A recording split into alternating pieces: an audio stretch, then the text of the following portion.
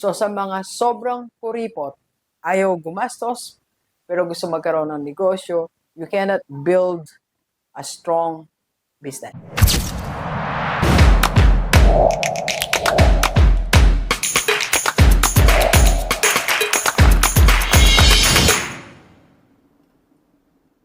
Okay, G-Leaders, paano nga ba tayo mag-build ng business na umaandar at magtatagal ng long term? Alam nyo, madaling mag-start ng business sa totoo lang.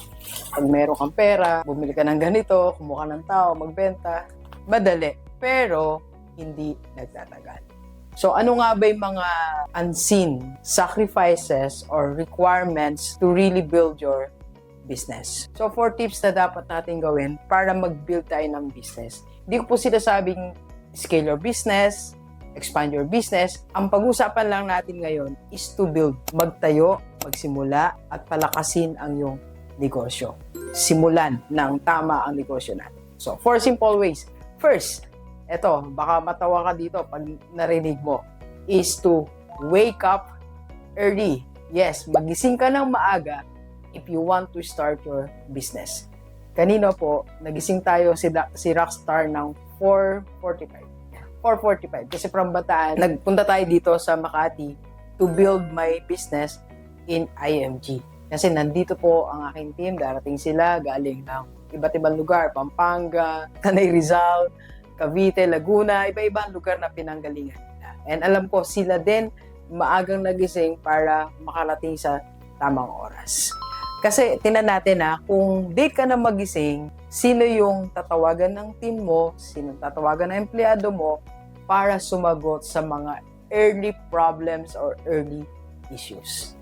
So you have to wake up early if you are really serious in building a business. And second, travel.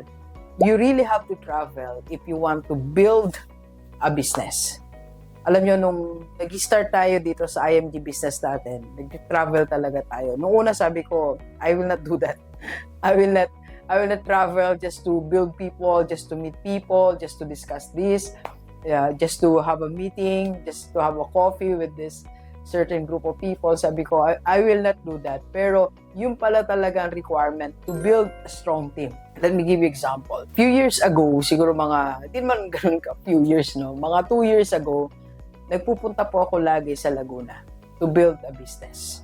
So meron nagkakandak tayo doon ng free webinar, minimit natin yung team natin, and alam nyo ba, sila ngayon po ay solid at nagpupunta na dito sa IMG na matatag. You really have to travel to build your business. Kaya walang CEO, walang entrepreneur na nandiyan lang sa bahay, na ayaw mahanginan, na ayaw madumihan, na ayaw makisalamuha sa maraming tao. You cannot survive. You really have to travel. You really have to meet people. You really have to see and make a decision there. Doon ka magdi-decide. Example, nung nagpupunta po ako sa Baguio, 6 months po ako doon. So 6 months, and from there, I made a decision. Kasi nakita ko na ito yung tao doon, ito yung team ko. So we have to make a solution, we have to make a decisions. O sabi ko, I have to transfer to other place. So, you cannot make decisions unless nakikita mo yung lugar. Unless nakusap na yung tao. It's hard to make a decision. So, you really have to travel if you want to build a business. And number 3, you really have to spend money. Yes, kailangan mo talagang gumastos para mag-build ng business. Hindi puro galing, hindi puro meeting, hindi puro salita ang pag-build ng business. Kailangan mo rin bumili, kailangan mo magpakain, kailangan mo magbihis, kailangan mo mag-upgrade ng sarili, kailangan mo tumulong, kailangan mo gastusan to, kailangan mo magpagas, kailangan mo bumili ng mga ganitong bagay to build a business. So sa mga sobrang kuripot, ayaw gumastos, pero gusto magkaroon ng negosyo, you cannot build a strong business. Hindi ka magkakaroon ng ganong negosyo, ng matatag na negosyo. And number 4, you really have to train your team. So ngayon, nag-train lang tayo. Dito lang kami, nag-fellowship, nag-meeting, training, nag-discuss. What's our next attack? May mga atake. Discuss natin later. Meron kaming gagawing bagong strategy, meron kaming gagawing ito dapat ang ano natin ngayon, focus natin.